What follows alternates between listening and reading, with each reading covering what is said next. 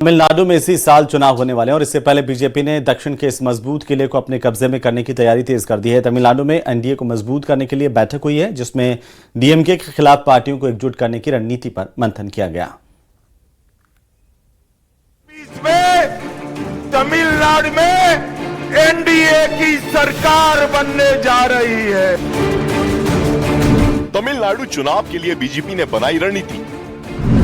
आखिरी दौर में बीजेपी और एआईएडीएमके की तैयारी। विनिंग सीट पर बीजेपी की नजर। इस साल अप्रैल मई में होने वाले तमिलनाडु विधानसभा चुनाव के लिए बीजेपी ने कमर कस ली है। एआईएडीएमके के साथ अपने गठबंधन को आखिरी रूप देने के लिए बीजेपी कोर कमेटी की बैठक हुई। गृह मंत्री अमित शाह भी मौजूद रहे। 2026 में तमिलनाडु में एनडीए की सरकार बनने जा रही है।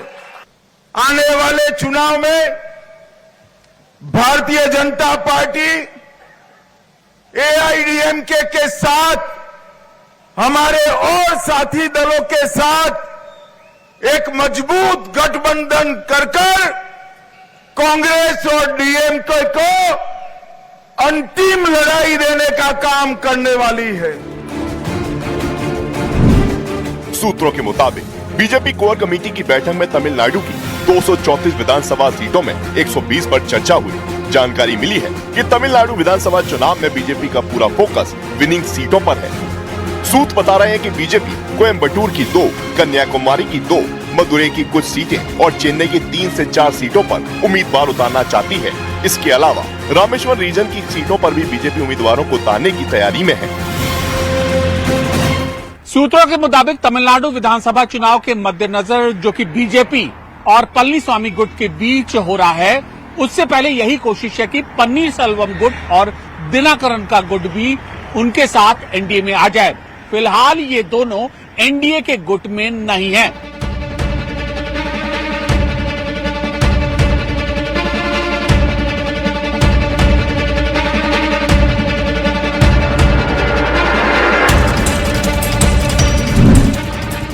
खबर आ रही है कि सूत्र बताते हैं कि ईपीएस यानी एडपादी के पलनास्वामी के नेतृत्व में एनडीए के नेता लगातार दिनाकरन और पन्नीरसेल्वम के नेताओं से संपर्क में है। इन प्रयासों का उद्देश्य अन्नाद्रमुक के पारंपरिक वोट बैंक को एकजुट करना है, ताकि डीएमके के खिलाफ मजबूत चुनौती पेश की जा सके। दिनाकरन और ओपीएस यानी ओपी पन्नीरसेल्वम का तमिलनाडु के दक्षिणी हिस्से में अच्छा प्रभाव है, जो कि थेवर समुदाय से ताल्लुक रखते हैं।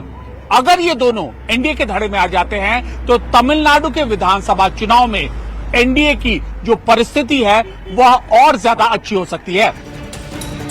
बीजेपी की कोर कमेटी की बैठक में इन्हीं बातों पर चर्चा होने की खबर है, क्योंकि तमिलनाडु में चुनाव नजदीक है और बीजेपी दक्षिण के मजबूत किले तमिलनाडु को भेजना चाहती है।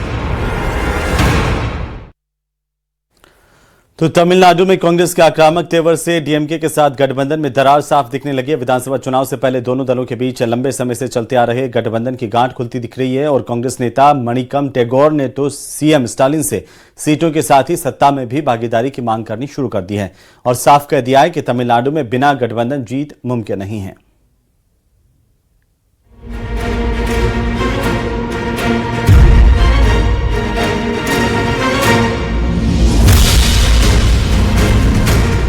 तमिलनाडु में बस कुछ महीनों बाद चुनाव है, जिसमें इस बार 3 दावेदारों के बीच कड़ी टक्कर मानी जा रही है।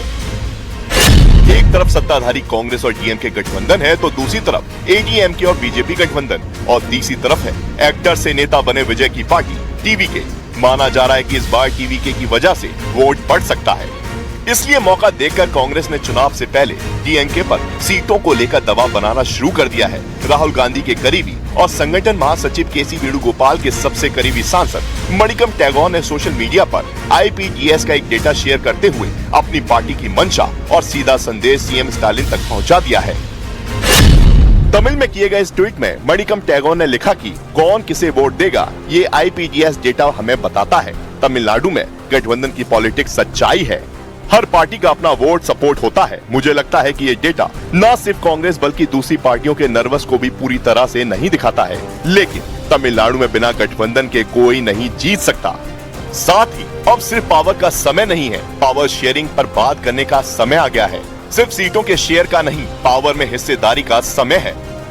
दूसरे शब्दों में कांग्रेस ने डीएमके को ये संदेश दे दिया है कि उसके हाथ मिलाए बिना स्टालिन का फिर से सीएम बनना संभव नहीं है। लेकिन इस बार कांग्रेस सिर्फ सीट शेयरिंग से संतोष नहीं करेगी, उसे पावर शेयरिंग भी चाहिए। सूत्रों के मुताबिक कांग्रेस बार डीएमके से 35 सीटों की मांग कर सकती है। तमिलनाडु में भी उस प्रक्रिया के लिए कांग्रेस अध्यक्ष ने कमेटी बनाई है। उस कमेटी ने बाकायदा हमें कितनी सीटें चाहिए उसकी लिस्ट भी डीएमके की लीडरशिप को सौंपी है। और ये कोई ऐसी बात नहीं है जिसको कि आप बहुत अनोखी माने या माने कि पहली बार ऐसा हो रहा है। ये बातचीत नेगोशिएशन का हिस्सा होती है।